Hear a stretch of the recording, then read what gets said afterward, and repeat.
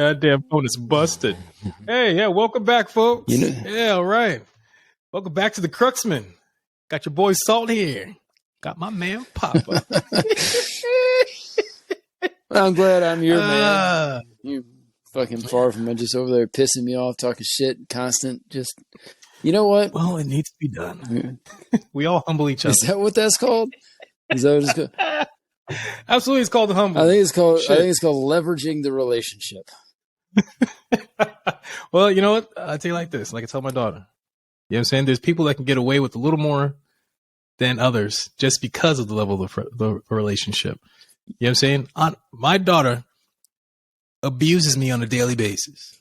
On a daily basis. She puts hands on me in ways that I don't particularly care for. She likes to smack me around. She likes to hit on. Oh, I thought I lost you. I was about to say, here we go. Ooh, wee. But she likes to beat on me for no reason. And then she thinks that it's okay until I smack her back. And then I'm like, there we have it. So, I'm just going to say this right now. Apple is once again showing its true colors to me. It's not Apple, man. And it's the damn service. It's the damn service. Okay. All right. Can you not hear me?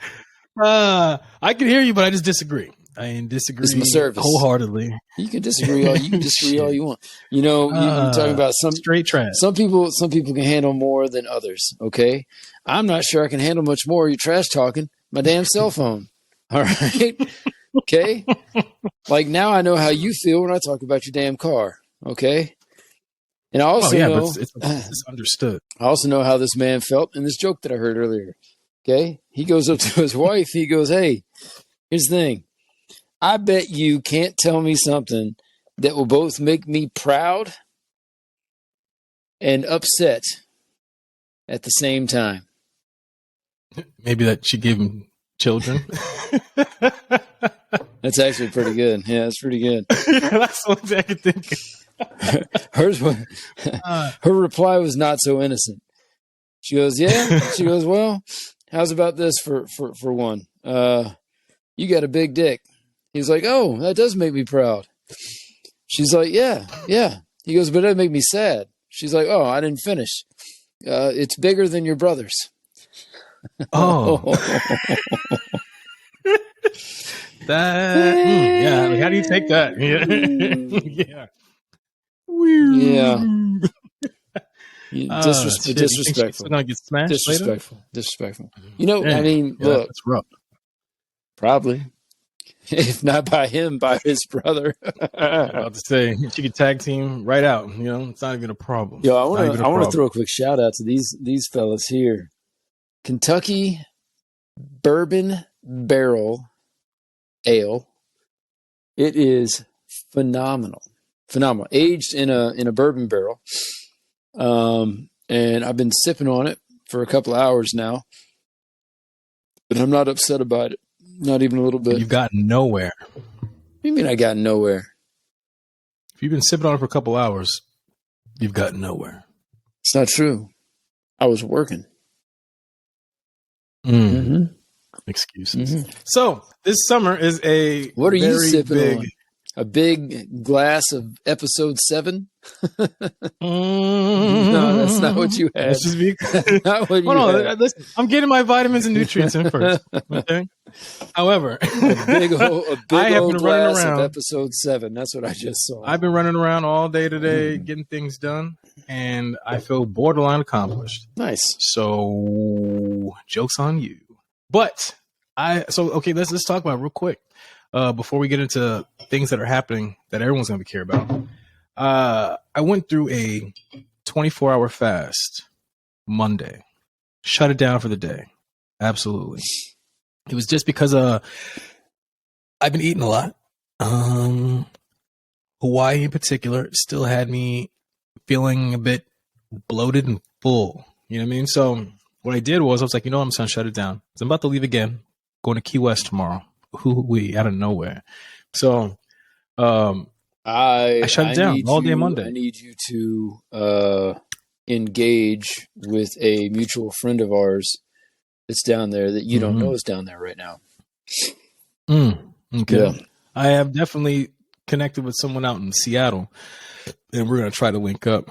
But yeah, for sure. Yeah, just let me know. Look, I know you're gonna be trying to smoke while you're down there. Cigars. Oh yeah, I got my cigars ready to go. Oh yeah, Key West is just automatic. He's already game time. Oh yeah, that's for me. Yeah, I saw Key West and I was like, psh, done. Yep. Like that's just automatic game time. I love the vibe out there in Key West. It's just, everybody. The thing is, it's like nobody like cigars. Like Florida in general, cigars are just a thing. Like dudes are just puffing cigars like nobody's business out there. Key West, guys are just walking down the street. Just I'm just saying, like it feels very old school, like that. The way people are moving and just kind of operating, and it's just very chill. It's okay. Number 2, right? Here's number 2 place that I have no problem wearing slide sandals all over the place or flip flops in public. Hawaii's number 1. Key West has become number 2. It's very chill. I don't feel like I have to run. You know what I'm saying? it's a beach town, but I don't even do that in Cali. I don't do that. But in those 2 places, I feel comfortable wearing a flip flop or sandal all day long with shorts. I wonder, and I'm not a chemist. I mean, I have no idea if this is relevant or not. But I mean, it's always 70% humidity down there. I wonder if that makes the cigar burn, right? Because that whole 70 and 70 rule that you hear about. Yeah, the humidity is already set. It's already set. And this time of year, it's probably going to be 70 degrees. Like you are walking around in an environmental humidor. Mm-hmm. Well, I mean, I'm assuming that's where they got it from. You know what I'm saying? If it's coming from like a Cuba, if it's coming from like South America, like the humidity is already set. So if you want to maintain like that freshness, that if it's coming from the motherland, like I think that's where they get that humidity level from in the first place. I'm assuming. You know what I mean? Aside from like, these botanists are out there like, well, this is the ideal temperature for tobacco. It's like, oh, well, understood. You know what I mean? But it comes from these places, so I don't know. I can't get over this. But yeah, no, Key West is popping. I did Key West. I'm gonna try that one of these days, but Key West is sharp. So here's something that is happening that's huge. I know you borderline don't give a damn, and I get Probably it. Not. It's Roll Tide all day. However, the Super Bowl is Sunday. Who are you going for? Okay, Super Bowl's on Sunday. So clearly this was pre-recorded. It's coming. It's coming. Yeah. I got the Eagles. And you may know why. Just because of the quarterback. Just because that's the only reason why I figured you would go. I don't dislike the Chiefs at all. But Jalen's the quarterback. But Jalen is, and here's the thing. When it comes to Jalen Hurts, this dude, I mean, he got picked up by Alabama, put on a hell of a show, right? He got knocked out of the starting QB position by none other than Tua. Right? So he decided, okay, I don't want to sit backseat to Tua. Transferred to Oklahoma. Almost did the deal with Oklahoma. And now he's in his second year as a pro and is already going to be in the Super Bowl, which is phenomenal just to get to that point. But I think he has a solid chance of taking it. The only thing he doesn't have going for him is that the Chiefs, as a unit, have been there before. But they're solid too. But so has Jalen. Just not in the pros. And he has definitely performed on the big stage, absolutely. But this is the Super Bowl. It's the Super Bowl. This is it. It's and I only say that just because you've seen these guys that are great quarterbacks in college do the big game and everything just fall apart. Just getting into the pros. That feeds into my point, though. Jalen, I'm not going to say he got done dirty because he didn't. Tua was a phenomenal quarterback. Nick Saban had to make the decisions that he had to make. But to see Jalen perform at that level and then somehow get beat out by somebody, a lefty, that was able to perform in that arena a little bit better. But then, I don't see Tua taking his team to the Super Bowl. So Jay, Oh, he's just a rookie though, so isn't he? Jalen, yeah, but Jalen. No, he's second year or some shit. My point is like you have these phenomenal QBs like Johnny Football, Johnny Manziel, right? Did all this work in college and then went to the pros and amounted to nothing because he was right, for whatever reason, But to see Jalen excel in the college arena and then get beat out, which some would make it do. If he was playing for anybody else, he would never have gotten set, right? True. True. So then he goes to Oklahoma. I think this is his opportunity to really show his athleticism and his capabilities as a quarterback. Second year in the NFL, he's playing on the biggest stage in the world. And if he takes it, I think he epitomizes himself as a QB in the NFL. I would say everything that all of his hard work, it's all just justified at that point. You know what I'm saying? Like, I think his story is gonna just be one of those awesome stories to like a whole up and down. You know what I'm saying? Like, I was the starter, then not. I left. I come to the pros. Second year in to the Super Bowl. Like, and then people are like, well, did Saban even need to put him on the bench? Maybe he was the guy the whole time. Like, why? I mean, people could talk all that nonsense, whatever, but that's in the past. I'm not worried about that. I just think it's a really cool. I think it's a really cool story. Great story, though. Exactly. I think it's a phenomenal story. Persevered. He didn't just get butthurt and say, "Oh, I'm not a starter anymore." He left, rocked and rolled over there. I mean, shit. Everywhere you go, teams get significantly better. So I'm rooting for him. I'm a pull for my boy Jalen to answer your question. Yeah. I'm a pull for the Eagles. Even though I'm not a big Eagles fan or Eagles fan. You like Bill Burr? You cuss that whole city out. But at the same time, if the Chiefs go in there and do work, I mean, Mahomes is a phenomenal QB too, and he's just cementing his legacy. So, they say there'll never be another Tom Brady, and in the same time, they say that Mahomes will be better than Tom Brady. Like, look, guys, it's all just talk. It's all just talk. Yeah, let's watch. Yeah. Let's watch together and find out. Yeah. I mean, he had. If you're talking about being better than Tom Brady, it's a large task, but it's not impossible, right? Because if you look at like Formula One, I don't think anybody ever expected Schumacher's record to even be tied, and Lewis Hamilton did that. One more, he has the record. So and that's Formula One. I mean, but I think he had like 8 F1 titles, whatever championships. Hamilton tied him up, and he should have won it all. But that's very controversial. I'm not going to get into that right now. But yeah, so. I think it's gonna be great. I think it's gonna be. I just honestly, like, I really don't give a shit. I just want to watch a good game. I don't want to watch an ass whooping. You know what I'm saying? I think both these teams, I have no skin in the game for either team. If Mahomes wins, awesome. I like Andy Reid. I like the quarterback. And the thing is, there's Kelsey.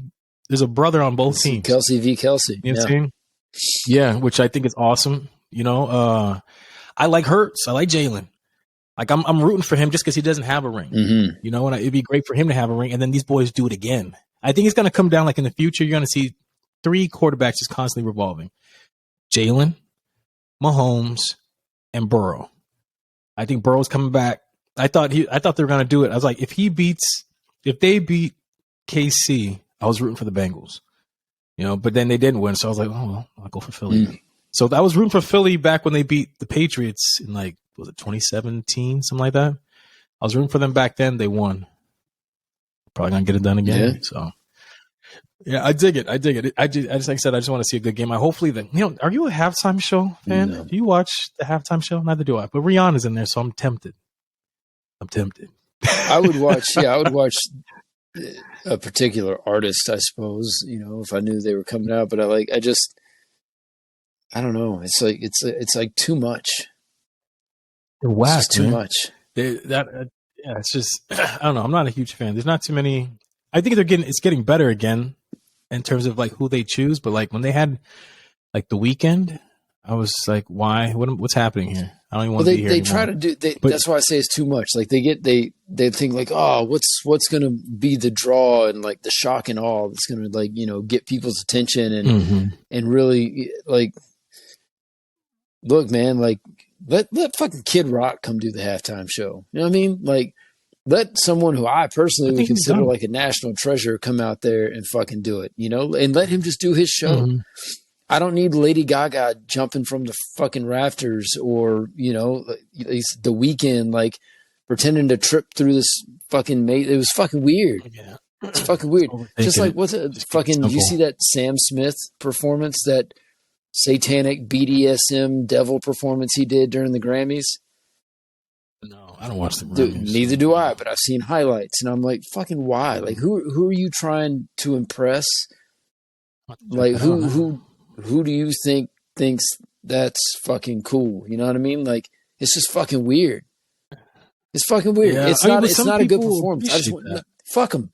That's how I feel. Fuck them. I mean, I want a good performance. I want to see the artist actually perform. I don't want to see you dance around in a fucking tutu pretending you're the devil with a strap on. Like, whatever it is. Like, I don't fucking care about that. I want to see you, like Sam Smith. I think he's got an incredible voice. I want to hear you. I want to hear you sing, my man. I don't see you dance around and try to make some fucking weird political or religious statement in the middle of the Grammys. Mm-hmm. If indeed that actually is what it was. I have no idea. Yeah. I'm just trying to make my point, right? I know what you mean, yeah. You know? You know what? And that seems like that's everything everywhere. If Kid Rock came out on stage in drag with a fucking rainbow flag hanging off his back, I'd be like, you know what? And now I don't like Kid Rock anymore. Understand. Unless he did it as a fucking joke and Marilyn Manson was standing right next to him, and then it all made sense. Like, you know, but to come out and do it as a fucking statement, just shut the fuck up, man. Like, no one fucking cares. Just like fucking Ricky Gervais said, if you get a fucking award, come up here, say thank you. Don't waste our fucking time with your political agenda or whatever else. Say thank you. Thank your mom. Thank your God. Thank your fucking producers, whatever. And get the fuck off the stage. Agreed. Do your job. That's, everyone, it's just that whole, I have a platform. I have to make my voice heard. Blah, blah, blah, blah, blah. This is that shit, man. That's what that is. They have to like show where they stand. No, you don't.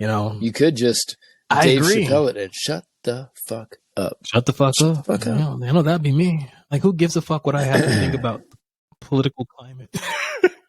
Like, you know what I'm saying? Like, and he's kind of like with Chappelle. Where's Ja? What does Ja think? Like, nobody cares. Who gives a fuck about Ja? Shit, man. I don't know. It's a funny There's world. There's a time and a place, man, indeed. And that is not the time or the place. Agreed. I learned that lesson very, very young, man. There's a time and a place. And you know me, I have a hard time keeping my mouth shut sometimes. It probably gets me in trouble. Fortunately, this is our platform, and I can say whatever the fuck I want on our platform. So if you're listening to this and it's upsetting you, I'll rip off Dave Chappelle again. Just remember, you clicked on my face, bitch. So what they clicked on mine? Well, now you have to put my face so that makes sense. Fucking selfish. Yeah. You know what? I got like I got like 15 cigars in. Was it yesterday? Oh. I haven't tried any of them, but what I did was I went with a lighter array this time. There was one called Espinosa. One's called it's called a crema, like basically cream. I want like the nice, smooth, very light. One's called Sobremesa. It's like a creme brulee. I was like, ooh, wait, can I try that one? And then I got like a vintage Sinclair, and also another one that's very mild, but like it's kind of aromatic as well. Those came in yesterday. I haven't tried them yet, but this is why I was like, well, shit, I'm going to go down there to Key West. I got to bring a stick or 3 or 6 and then just be a part of like that whole vibe, man. Like I'm excited. You got a short sleeve button down? For what? For Key West. That's the vibe. Oh, no. I mean, I'm doing tank top, baby. Shorts, tank top. Shit, like I'm in Hawaii borderline, but with a cigar in my mouth. Outstanding. That's my zone out there. Tank top, or no, I mean shirts, button downs. That's too much clothes. for that It's place. very sticky. Especially when I'm seeing these dudes, man. Like, listen, let's just be clear. That place is next level. You know what I'm saying? When you're walking down that Duval, and I see dudes in very revealing outfits with about a foot high platform and fairy wings on his back, taco meat, Standing 7 feet tall, exposed, standing 7 feet, man, taco meat out, and borderline can see his balls hanging out the bottom of his little gown. I'm like, you know what? This is wild, and I kind of dig the vibe here. Anything goes. At that point, anything goes. It doesn't matter what I got on. Doesn't matter what I do. I feel like I've been given the blessing by that gentleman right there. I wonder how it evolved to that. Like what was like New Orleans, for example. Like that place is like, it's always been fucking wild. I mean, just wild. I haven't experienced it yet. So it's very similar to Key West in that regard. By the way, if you get your option, which I'm sure you have your option, but I guess I should say if you haven't booked your hotel yet, where you're going to stay, there's a phenomenal place called in Key West. No? So there's one in Key West and there's one in New Orleans, and the hotel is called The Saint. It is rad. Jot it down. Keep it. I think it was the Sinclair he was talking about earlier. Okay. But yeah, the Saint. But the Saint. That's not where we're going to this time around. The Saint. It's in Key West. It's borderline hidden. It's right on Duval too. Like you could walk right past like the front entrance and you'd be like, "That's weird. What was that?" But then you look upstairs, like, and they've got this balcony where they do live music and stuff like that at night. They got a cool little a bar inside. But the Saint, yeah, man, and it's all like, randomly enough, it's actually part of like the Marriott collection. But it's all like red lights and blue and purples, and I don't know. It's like sexy, but it's crazy. You ever heard of the Truman? Yeah, of course. That's where we're staying at, the Truman Hotel. All right. Yeah. So, yeah, man, I'm excited. I've only been there once, but I had a great time. I went and visited, I saw Hemingway's house. Went and checked that out. Almost had a fucking heart attack because all the cats out there and me and my allergies started kicking in out of nowhere. As ventilated as that place is, I thought it was going to be good. And then those little 7-toed motherfuckers got me like, so yeah, I was struggling a bit, but yeah, that was interesting. And I'm not, and this is Hemingway's one of them people that like I have yet to read. Everyone tells me like, yo, so like you would love this guy. You should definitely read his books. I fully intend to do so one day. I just have not done it yet. So it was cool to see the house and all that. I'm sure I'll connect all the dots when I start reading his books and whatnot. But, so let me ask you this. Let me go off on a tangent for a second. This is something I've been wondering. And as you should. Okay, so, and I don't know why Hemingway spawned it. I guess. Oh well, it's because I was thinking like, okay, if you're smoking, what's like the one author you would prefer to listen to? But then I'm trying to combine that with what my true question is that if you're smoking, not author you'd like to listen to, but what book would you prefer to read while you're in that vibe? But my real question, so ponder that. But my real question is, and it may be a little bit easier, what album? What album are you listening to? That depends on my zone, right? So like, for me, I think I told you about Triple H, what I used to do back in the day. Triple H. I know he was a wrestler in the WWF. Not that guy. So I used to call this Triple H. This is back when I was in a very, very weird space in my life. But what I would do is on a Friday and a Saturday, and I would have this prepared, both bottles ready to go. I would drink a bottle of Hennessy.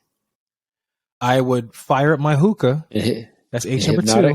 And then I would listen to, not Hypnotic, no. Just Hennessy. Straight up neat. You know what I'm saying? You've heard of that drink, though, right? Rocks. But, Hennessy and Hypnotic. I know what you're incredible. Absolutely. And that ruined my life one time.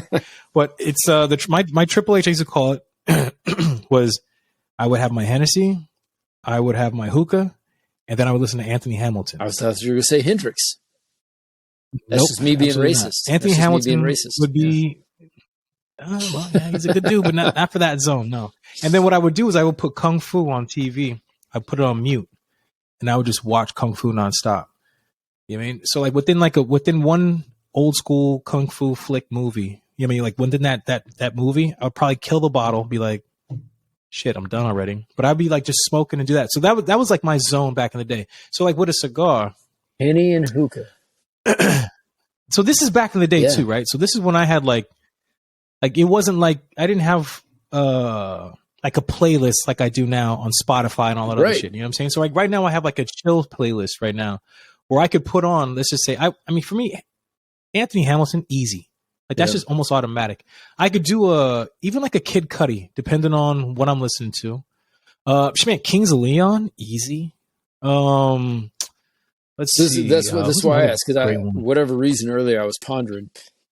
I think I was in the gym at the time, and I was like, man, like it's been a long time since anybody asked me, like, oh, that you know, that dumb question you used to ask in like high school, junior high, whatever. Like, oh, if you were stuck on an island and you could only take one CD with you, what CD would you take, right? Because that was our generation with CDs, right? Like we came out of had cassettes when we were little. And then, you know, had the Walkmans, and then, you know, the CDs with the anti-skip little thing on it. Yeah, you got to hold it like this. Yeah. Hey, don't bug me. You got the foamy things on the ears. And yeah. Yeah, there's no Beats by Dre back look, then. Man, if you didn't have a Skilo CD in your backpack, you were not fucking cool, all right? Let's just be honest. A Skilo. I wish I was a little bit taller. Yes. Yeah, I didn't have his album, so I had to be selective. Bone Thugs and Harmony, especially. I wasn't a big. I like Bones, but I didn't buy their album. You know what I'm saying? For me, I'll tell you like this. My first album I ever bought was on cassette, and that was "It's Dark and Hell Is Hot," DMX. I actually had enough money to get that cassette. The cassette. You know what I mean? And I like cassettes because it didn't skip. I didn't have to worry about that. I could put that in my backpack. I had my long cord. And I had my headphones on, and I could just do my 5-mile walk. But my first CD that I bought was The Score by the Fugees. Ooh. And that was just like my joint, man. And I love Lauryn Hill and all that good shit. But then after that, when I started getting like a little bit of dough, then I started buying like all the Busta Rhymes joints. I mean, then I went back. So at first there was like, I got all the Jay-Z. Then I had to go back in time later to get that Reasonable Doubt. You know what I mean? So I got all his whole collection. Let's see, man, who else? Fuck. Like, I was heavy into Cash Money back in the day when they got hot. So I got all the BG, the Juvenile, even like the before Wayne blew up, Lil Wayne. You know what I'm saying? Before he went and got that East Coast flow, that Lil Wayne. So I went ham on them. Was Biggie a little bit before your time? Big. No, Big was right there. You know what I'm saying? So when Big was blowing up, we were like 10, I think, right? Oh, absolutely. But I was Big all day. Okay. That was it. Big was that's all. I mean, Big was I would say like this. I loved Big. Especially when it came to that whole East Coast West Coast thing. I was big on I liked Big. However, the rapper that had the greatest impact, I would say that on me, was Jay. Yeah. You know what I mean? Jay-Z, like I'm talking like from Reasonable Doubt all the way to, I would say the Blueprint 3, American Hustler, all that stuff. I mean, I still dig Jay now. He still says some hot stuff. I mean, it's just like his last 2 albums, I just wasn't a super, super huge fan. But like Magna Carta, I wasn't a huge fan of that. I mean, I liked 444 though. I thought that was great. You know, so there's just some albums like not everybody's gonna have a hit. You know what I'm saying? But like, I like that. I liked Outkast back in the day. Outkast. They were just different. Love Outkast. You mean Outkast, that Aquemini, you know what I mean? Like ATLians, you know what I mean? Juvenile. So many just like, Juvie with that Cash Money. Absolutely. Yep. Yeah. So I mean, like, I don't know, there's so much music, but in terms of like a cigar, like I don't want nothing hype. I want something like chill. Mm-hmm. So, you know, something I could zone out to, like a D'Angelo. You know, like D'Angelo was huge, Brown Sugar, all that. I like the neo soul usually when if I'm smoking, or very mellow rap like the Roots. The Roots are like, that's probably my favorite band in terms of like a bunch of dudes together beating on shit and talking it. The Roots is like my favorite band of all time. I love The Roots. Questlove, Black Thought, those are my dudes. So, you know what I'm saying? And there's more to that. You got like your all-time favorites. And then, I mean, you know me, man. You and I are very similar when it comes to like our vibe. Like, you know, not necessarily in the music we enjoy in that vibe, but just we enjoy our vibes, right? And for me, that vibe can get fucked up real quick if it's the wrong company, the wrong music, the wrong setting, whatever it may be. I'm like, you know what? Fuck it. And every year I get older, I get closer and closer to going, you know what? I'm good being just me. Like, you know what I mean? Like, I don't want to hang out. I don't want to, well, you know this too. Like, there's sometimes, man, I'm good with lighting up. And even if you and I are smoking together, like, don't have to talk. We typically end up talking, but we fucking sure don't have to, man. Like, I just want to be in that vibe right now, you know? And then there's some people like you, I guess I'm talking out of both sides of my mouth right now, but there's some people like you that just kind of bring that out of me. Like, oh, hey, you know, I wasn't feeling like being social or having a conversation. I just wanted to chill and sip on something and smoke on something and be fucking done. And you and I end up fucking talking about the stars and quantum physics and, you know, stuff like that, which is just always fascinating. You know, it's always fascinating conversation. But I guess so for me, it's all-time like favorite artists. And I proved this to myself again recently because I've got, I mean, artists for days. I could just list of people that I enjoy, but people that I can just fucking vibe to.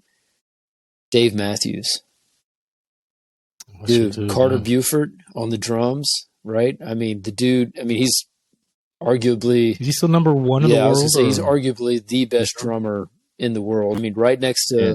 You showed me some videos. Yeah, right next to like Neil Peart, and from Rush, and R.I.P. both Neil Peart and Joey Jordison. Joey Jordison probably didn't get enough credit, but he was the drummer for Slipknot.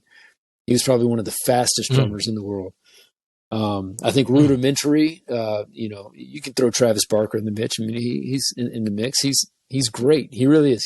He's really good at what he does. And there's hundreds of other phenomenal drummers, but that music, that jazzy kind of upbeat, soulful Dave Matthews flow. I mean, you know, you got Carter Beaufort on the drums, you got the keys and the bass and the guitar, but then you got the violins, and I mean, or not the violins, the whatever the fuck he calls that thing, but you just all these, the trumpets and the saxophones and cello. No. It's like, we're not even going to get there. I'm just going to stumble over myself. Ukulele. Trying to figure out. No, that little. It's the electric, like, looks like a violin, but it's not called a violin. Anyway, I don't know. It puts me in a vibe. It puts me in a vibe. Now, that's like all-time favorite, though, right? That's all-time favorite. Yeah. I don't know that I've ever smoked a cigar and listened to Dave Matthews, but I can tell you a more modern artist that Tennessee whiskey probably Chris Stapleton, because we do that on the regular basis. That dude, I can put him on fucking shuffle, just him, and just that's where I need to be. That's my level right there. Yeah. Oh yeah, for sure. You know who's also legit, and I'm not necessarily saying that this is like smoking music or whatever, but it can be for sure, is Ocean Alley. Ocean Alley, it's a Australian band. You know what I'm saying? I mean, they're not a big name that I know of, but I just like their music. You know what I mean? It's like, you know, this Australian dudes, man. I think they just have like a good sound, and like the lead singer has just a good sound, and I kind of found them on Spotify. This is like the beauty of Spotify, because I can just hit like random. Like I can go to a genre and just hit boom play, because I listen to everything. I love everything. I'm not gonna say I love everything, but you know, I listen to all kinds of music. You know, so I'm always looking for that next thing that's gonna catch my ear. And these dudes, I found myself listening to, I think it was the Teskey Brothers actually, and I like that bluesy stuff. Bluesy shit I think is perfect for like, especially like a smoke session. It just makes me think like it just puts me like in that zone. You know, even like you get like put like a John Mayer playlist on, and that'll have me like in a nice little zone. You know what I mean? With all, because it's not just him; it's just all of those artists similar No, I John get you, Mayer, man. you know? Like Vultures and I mean, just all kinds of, you know, I just like that. It's like it's just chill. It's just like, isn't it funny? man, Isn't it funny no how rush. you listen to those albums though now? Like even now, like you talk about John Mayer, Jason Mraz, Gavin DeGraw, like those dudes that were in that genre in that moment, like in the late '90s, early 2000s. I still remember, man. I had a job working for a particular clothing company where I had to stand at the door with my shirt off. That was my job.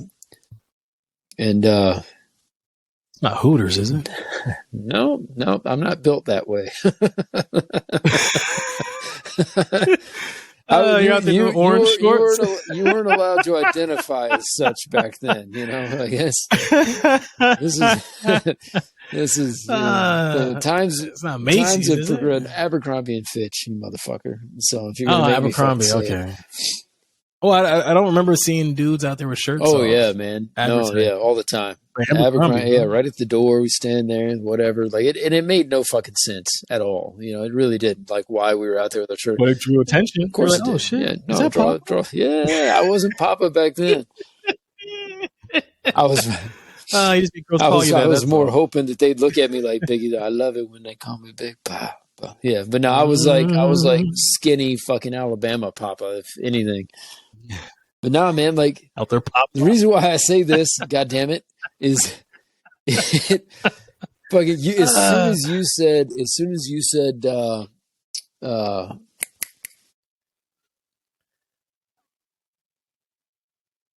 on, man. You just said his name. Why am I blanking on his name now? Mayer? John Mayer. Oh, John. Look, I apologize to the viewers. I have been partaking. Oh, there goes that glass disappearing now. Oh, yeah. No, it's getting gone. Yeah, it's phenomenal. Anyway, his album, Room for Squares. I can remember his album. I can't remember his name. Yeah, phenomenal album. But they would, when the store would close at night, they would put that album on. And like that's where that particular track takes me to. And really the bigger point of me bringing up this whole thing is like I would love to have a discussion on like where certain tracks take you to, right? And why you why you invite them back into your life. Like where are you at that moment, you know? So like John Mayer, Room for Squares, Abercrombie. Yeah. Stained, Break the Cycle. It takes me back to when I worked on the beach when I was in high school. Because I would be driving around in my 1982 Firebird with the T-tops off, listening to Break the Cycle by Stained. Like, it just takes me back there. Incubus, it takes me back to just after high school, right before I signed the dotted line to do something else that I've done, you know, in my history. But I've seen Incubus live a few times, you know. I mean, you talk about Ludacris, or not? You didn't talk about Ludacris. You were talking about, but Luda. Luda brings back a different, you know, like.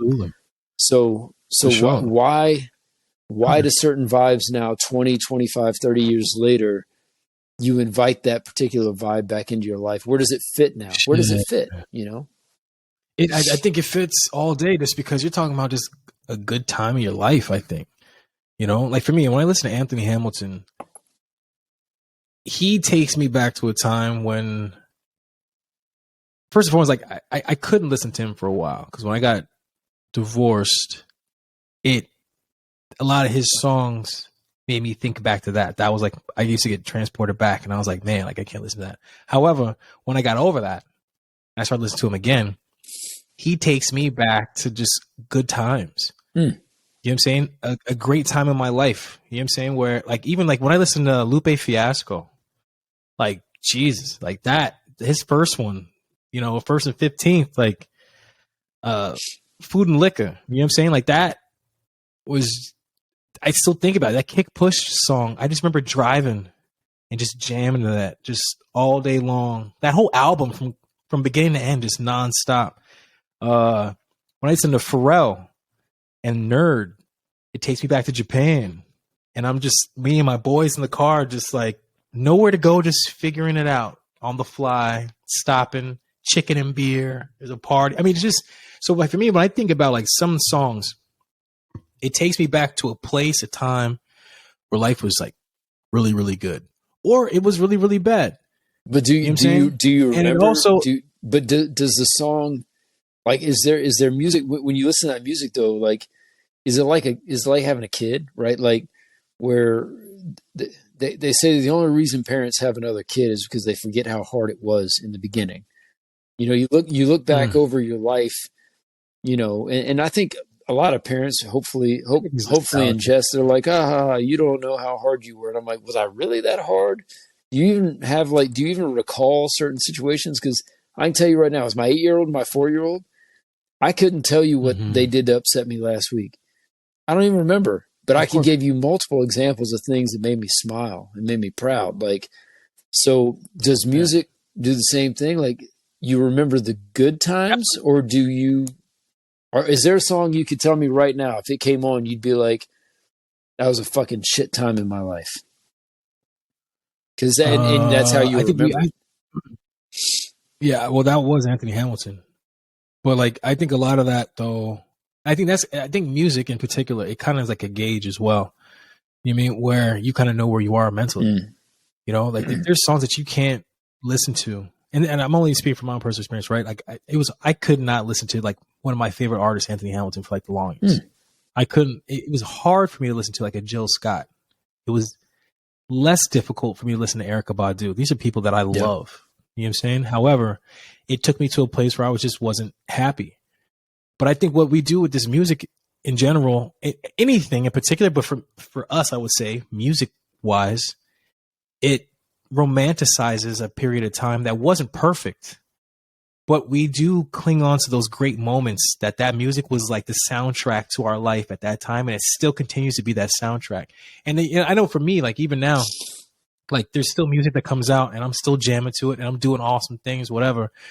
But when I hear Lupe Fiasco, I'm not here. I go back in time. You know what I'm saying? Like that is in stone. It is case closed. Like when I listen to certain things, it goes back in time because I don't know, to me, like the music, especially back in the day, it was exciting to me. All the music was exciting to me. You know what I'm saying? Like, I don't know, like when 50 Cent came on the scene, it was exciting to me. You know what I'm saying? I love the fact that he talked so much shit about Ja Rule and Whole Murder Inc. I loved all that. I couldn't wait till the next mixtape. I couldn't wait till the next album. Like, I don't have that excitement anymore. So when I think about music, like back then, it was a time where it's just like, I knew what dudes were dropping and I was like excited to just hear what they were going to do with it, you know? Whereas like now there's good music out there, but that excitement's just not there anymore. At least not for me, you know, it's not competitive. And I think that's what's kind of killed some of the music a little bit. You know, there's some guys that are out there like going in, you know, like a Kendrick is still pushing the limits. He's not doing it safe. He's going for it. There's a few other artists too. He's out there doing a bunch of interviews too that are very controversial. Is he? I don't keep up with none of this shit these days. I have to go look that up. But like a lot of the stuff, me now too, I've also grown. Like my ear has now matured like at another level where like I'll spend a whole week or two just listening to nothing but jazz, Oscar Peterson or something like that. This stuff that I wasn't doing before I had Spotify, you know? And I'm also branching out to others, you know, outside of like the US, you know what I mean? I like listening to Kizomba. Kizomba's awesome. I like listening to a lot of, a little bit of samba, you know, popular Brazilian music and stuff like that.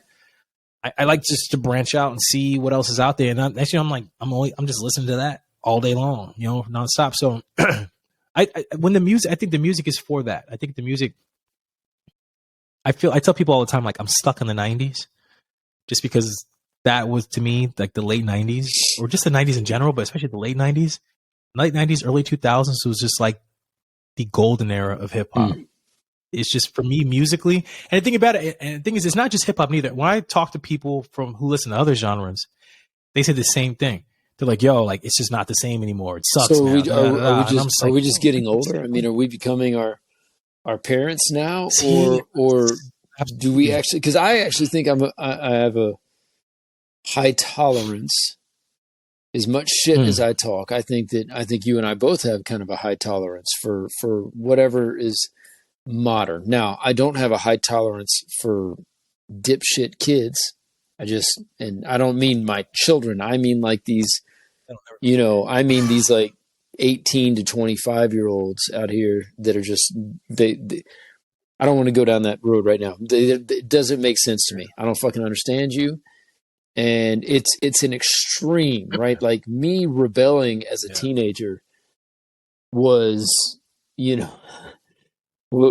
probably an extreme. It wasn't. It was me. It was like, this was like the height of my rebellion as a teenager. My mom told me that I had to get my hair cut, and I told her no, finally, and then, and I won. I finally won because my dad got involved, and he was like, "Your mom wants you to get your hair cut," and I was like, "I know she does." He's like, "So get your hair cut," and I was like, "No." He was like, "Why?" I'm like, "Tell me why I have to get my hair cut. What is wrong with it?" He's like, "That's a good point. Okay, don't tell your mom that I agreed with you." he's like, "I don't know, because your mom wants you to, like, I don't, I lied to my dad one time. Dude, actually, I didn't lie to him. I started getting very good at lying without lying, I think, when I was younger. Because you know me, I'm a very honest person. Very honest person, right? Indeed. You just omitted certain truths. Maybe. So he took me up. He drove me up to the record store, and he's like, "So what are you gonna buy?" I was like, "Oh, I'm gonna get this. Album called $3 Bill by Limp Bizkit."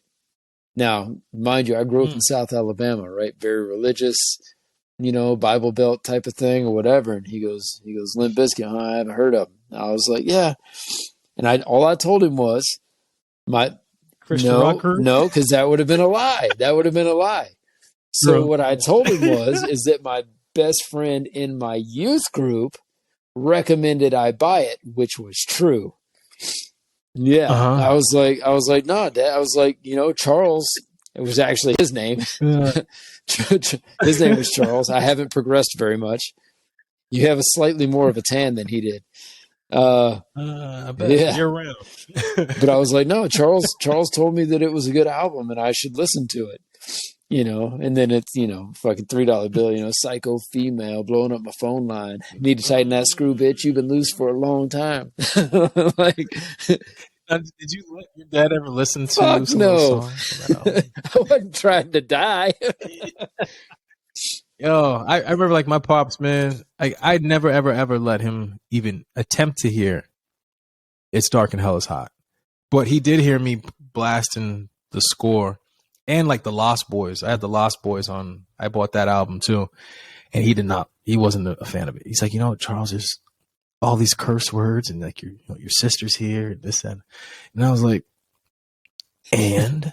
You know what I mean? Like it didn't make any sense to me. I'm like, well, she didn't have to listen to it. Like, it's just music. This is what I like to listen to, whatever. Like, I need you to put headphones on or whatever. He was, I don't like, for me, and I guess that was like my rebellious thing, because I was kind of like, it's just, for me, it was just music, like, who cares? But back in the day though, like for my pops, he wasn't hearing none of that when he was a kid, like he was just like, it's kind of like with me now. Like I tell my kid, I'm like, "Yo, like, a lot of this music is dumb. Like, why do you listen to it?" Because she sends me like TikToks and stuff of like these different music she likes. Some of it's actually like pretty hot. She puts me onto a lot of stuff that I would never, ever would have heard ever in my life. But there's some stuff I'm just kind of like, what do you get from this? What are you supposed to? And as I say this, I hear the hypocrisy come out of my fucking mouth, right? Because I say like, what are you supposed to learn from this music? Now, granted, it isn't like hip hop I was listening back in the 90s and dudes are getting blasted and all that. To me, it was more like it was storytelling, and like I got the message. That was the way I looked at it. That's how I interpreted it. It wasn't for me to go grab my gun and go pop people. It was just more so like, this is life out there for folks. You know what I'm saying? And so act accordingly, basically. You know what I'm saying? Like, don't, just know that, okay, like if you think life sucks right now, consider this option as well. And don't do that, And so like with this music now, it's, to me, there's like no storytelling really. if I could even understand half the shit they're saying in the first place. Like, there's no purpose behind the music a lot of times, you know? At least in my mind, you know? There's some stuff out there, like, there's this guy... there's no fucking lyrics anymore. We're not lyricists anymore. Biggie, everything flies. Biggie was a lyricist. You know? Oh yeah, him and Pac. Dude, Puffy, like all of them, man. Like they actually were lyricists. Like they could write. And it really is like me, right? Being a white dude from Alabama, I can listen to those lyrics and I'm like, damn, it affects me some kind of way. Yeah. But this, like, the things that are being said now, like they're one. Like you said, most of them, it's confusing. It doesn't make any fucking sense. Like, are you telling me a story, or are you just kind of mumbling and trying to be braggadocious about a life that you kind of live, right? Like, you're not telling me anything of substance. You're just that I can grow with, you know? Yeah. You know, like, I mean, and that's why I used to love, like, from like a Jay. There's to this day, I remember, like, to this day, there's like Reasonable Doubt in particular, All Day Long, Every Day, All Day. That album right there, I listened to over and over and over and over and over, because there was lines that he had on that album that I was just like that's it. You know what I'm saying? Like, that was like, for me, I was like, that's it. You mean, like, it just made super sense. He was telling the truth on multiple levels. You know what I mean? That crossed it didn't matter what neighborhood you were from. If you understood the level of that wisdom that he just dropped on that line, it could take you places. You know what I'm saying? That's what I felt about Jay. That's what I felt about Nas. That's what I felt about a lot of these dudes, these writers, right? And that's what I appreciated from these guys. This is what made me addicted. Even like listening to like Black Thought from the Roots. I'm like, yo, like, this dude's dropping like wisdom in an album. And if you're not paying attention, you're going to miss it. But he's dropping jewels. You know what I'm saying? Like, now, and the thing is, you get to a point where it's like you can differentiate the nonsense from, like, this is just pure entertainment, like the BS, from like some heavy stuff. Talib Kweli, my God, I can go on for days with that guy. Mos Def, Black Star. I mean, there's so many people, so many groups that like made me what I am today. You know what I'm saying? Like, and the thing is, being the type that I am too, like, I'm not like a super social guy. I used to zone out and just listen to these people's music. Even DMX, you know what I'm saying? He was dropping gems. It's just kind of like, damn, man. Like, I mean, they paint this picture. The Wu-Tang, Ghostface. Like, I mean, I can go on for days, like, with these folks, now that they're starting to like float through my brain. But I think the music was that back in the day, where you could get class, you could understand things about the world from the music. Now, this is where I think that maybe we are now dinosaurs. We don't understand the culture that is now. We understand. Like, for me, I tell you, like, I'm stuck in the 90s. There is no fucking culture now. You know, they're all morons. But that's the culture. Thing was, you know what I'm saying? Look, like, I can tell you right now, man. My old man right now, he'll probably tell you. He goes, the shit that I thought was problems when I was coming up, the issues, whatever he may have had with me or whatever it may be. He goes, hindsight being what it is, he goes, you were borderline perfect.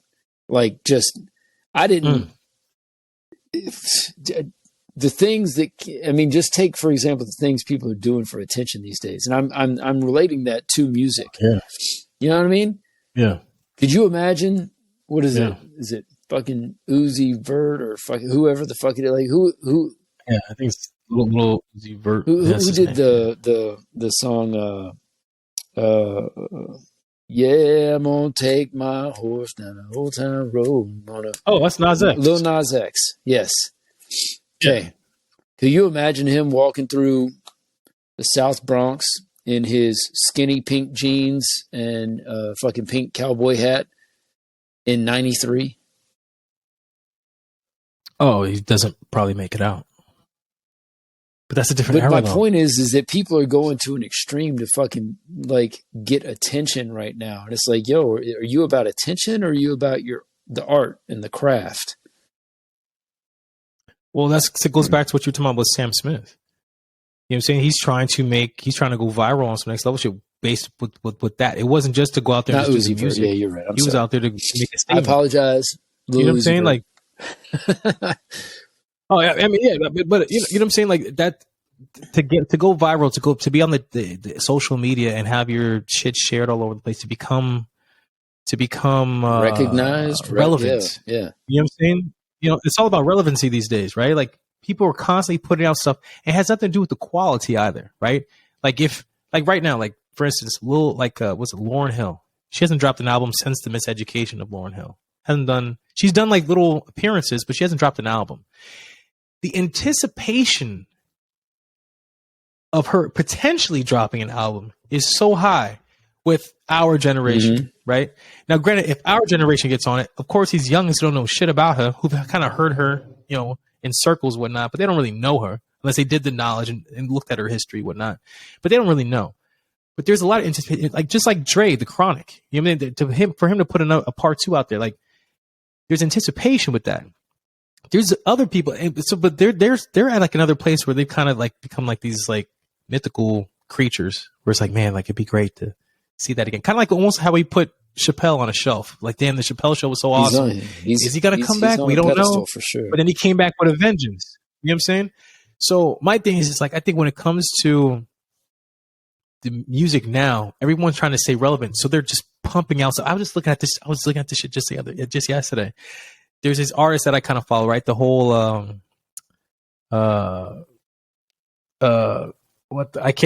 it's with El Camino and these dudes up from Buffalo. I can't think of the name right now. Griselda, that whole movement that they got up in Buffalo, hip hop joint. But this dude, he's dropping out 2 albums, 3 albums a year. Some of these guys are dropping them out, right? Was it Troy Ave? He's dropping 3-4 albums a year, and all that. I'm like, damn, man, you know what I'm saying? And these guys are putting out music and all that. I'm like, but how do you stay like? These guys are just going in. Not everybody has that, where they're putting out albums like that are actually quality. It's just a matter of just putting some shit out there just to stay relevant. Because you know what I'm saying, it's almost like a fear of like, if I go away, no one's saying my name, so everything stops. If you make one classic album, it'll just reverberate into history. Like the Miseducation of Lauryn Hill, people still talk about that shit to this day. I can still tell you about Reasonable Doubt because it's a classic album. If you only made that one, or let's just say the whole volume 2, volume 1, volume 2, volume 3. If you would have stopped right there in the 90s, people would be like, yo, Jay, like, tough. People still talk about Big L. Big L didn't last very long. He ended up getting shot, R.I.P. But, like, he's still one of the great lyricists of all time. You know what I'm saying? Period. Dot. Big had 2 albums, but still people are saying, who's your top 5? You know what I'm saying? Big Pac. I mean, that's how people are talking. Big Pac J. You know what I'm saying? Like, so my thing is like, it's not necessarily the fact that you pump out a bunch of crap all day, unless that's just your moneymaker and you're getting paid for that. Whatever you do your thing. I think that's a bunch of it's quantity but no quality. Yeah. You know I had a mentor tell me before, and I've actually had multiple mentors tell me something similar since. And one of these days, I'm actually going to listen to these fellas. But you know, they're like, one of them's like, hey man, like, if you go to the bar, don't go to the bar every night, because no one's going to miss you if you show up every night. Right? Make yourself exclusive. Make yourself exclusive. Become rare. Right? Become like, have the impact in a single visit that resonates for a month. And then when you come back a month or 2 months later, everyone's fucking like standing up and happy to see you, you know, like, and leave another impression, you know, and another, and that will build, like, your rarity will define you, but when you're around, you actually have more value than if you were just there all the fucking time. Exactly. And that applies in every facet, even to these ladies out there. If you give up the goods, if a dude really digs you, once you give them goodies, everything changes. You know, it just changes. You know what I'm saying? And if he does dig you still, doesn't mean you have to do it again. If you could just, you know, like what did Chappelle say? You know, you're flooding the market with it. People want the rare things, right? Is like diamonds are considered to be rare, right? Which raises up the value. You know what I'm saying? If anything is rare, but there's value in it, like, or perceived value, the price goes up. the demand goes up because not everybody can have that. Your willingness to have it also goes up, which means that you will adjust your personal integrities to get whatever it is to have that. And that's absolutely not just in regards to what you said about, necessarily women or whatever, but just, I mean, overall in general. However, I do know, I mean, if you take a woman who's like, yeah, I don't do anything until I've been on at least 5 dates with a man, which, by the way, you go back 100 years and you're all whores by definition. I'm not saying everyone's a whore by I'm just saying by that definition, right? But, I mean, you take a woman, let's call her a dime. Let's call her a dime out the gate. And then actually have another engagement. So I gotta bail. But you take a dime who says, I don't go home with a man until we've been on at least 5 dates. Because that's how long it takes me to know who he is. Well, with a regular Joe, maybe so, right? But you go out on one date with a billionaire who has a million options just like you. You're going to do anything and everything you need to do to stay in the game. Right? And if that's where these artists are at right now, is they're just doing anything and everything they can to stay relevant, I would challenge them. And I would challenge that female that's trying to be on the come up. Because look, that billionaire, what do you think he's used to? He's used to exactly what you just did. You just pocket full of change, just dropped baby. Your panties, and that's what he's used to. John Mayer has a famous interview where he talks about this girl that he went back with, this college girl, I think, and she was like, I shot him down. I told him no.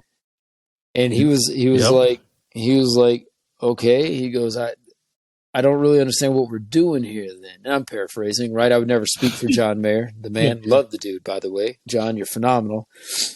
But as the story goes, like, essentially she was like, I just wanted to be able to say I was the girl that turned down John Mayer. And it fucked him up psychologically. Well, he may have wrote, like, you know what? But if he wrote another Grammy-nominated album off of that one incident, everybody wins. Yeah, you turned him down, then he didn't call you back because he knew the next girl in line probably wouldn't. So, like, what did you really accomplish there? But either way, yeah, man, it's definitely that, man. There's got to be. And Grant, it's just the game now. Everybody can get on. If you have one, I mean, everybody, you throw a bunch of shit at the wall and see what sticks. That's kind of like what it is right now. And eventually, though, the cream does rise to the top. But there's just so much that gets through now. Before, people just weren't discovered because, like, you're trash, you're trash, you're trash. There were some gems that kind of fell, you know what I mean, that didn't make it. They didn't have that stage to present this. Now you have, like, this YouTube and all this other stuff that you put yourself out there. But there's just so much. We're like inundated with all this. And a lot of it is garbage. It's just garbage. So it's like, what do you do with that? You know what I'm saying? And some people like it. And granted, there's so many flavors out there, right? But it's a trip to me that there's, there's like, if you TikTok all day, it doesn't necessarily mean you have good content per se. It's just that you put so much stuff. For me, there's shitty songs that eventually, if I hear it enough, I'm like, I have to just almost like accept it. Like, actually, that's not that bad of a tune. You know what I mean? If you keep beating me in the head with it, it becomes like, like not to say that I love it, but I'm like, okay. I think sure, they call that Stockholm syndrome. I think that's what happens, man. I think that's what they do. They use our psychology against us. We're like me. I'm like, man, fuck that song. Like, nah, man, nah. And after a while, my foot starts tapping. My head starts nodding. I'm like, what is happening to me right now? After fucking Achy Breaky Heart, I swear to God, I'd never listen to another one of that man's songs ever again. And then fucking Old Town Road comes out. And my daughter's like, Dad, play Old Town Road. And I'm sitting there, I'm like hitting the steering wheel and singing along. I got the lyrics up. I'm rapping along to it, like, yeah, I'm gonna, oh, man. Loving life, man. Like, and it's just kind of like, well, damn, it's where we've come to. The whole damn Cyrus family. They And I think I just heard, I guess there's another sister. There's a sister to Miley. And she's out there doing her thing. She's like a thicker version of Miley. You know what I'm saying? And I was like, oh. I'm going to end this before I go down a different path. Let's go. Let's take the journey. See part 2 for that. Yeah. Hey man, Yeah. I do. All I got right, to bounce. And my cup is dry. Yeah, your cup no longer runneth over. No. That's a problem. So It's been a good one. Handle that biz. I think I'm gonna spark up and enjoy one of these new cigars I got. So remember, right, man. Tell me about it. We'll do. Absolutely. All right, man. See Take it easy. Catch you next time. Peace.